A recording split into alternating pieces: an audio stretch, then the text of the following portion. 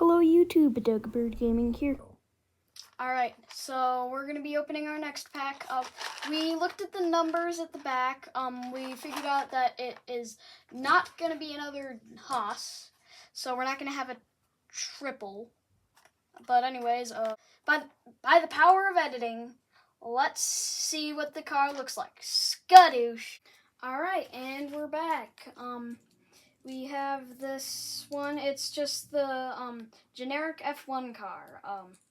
Nothing special. This is I believe this is one of the only two cars that's not a team, and even then, this one never even races at all. The second one is the F1 Academy. We'll get to that when we pull it.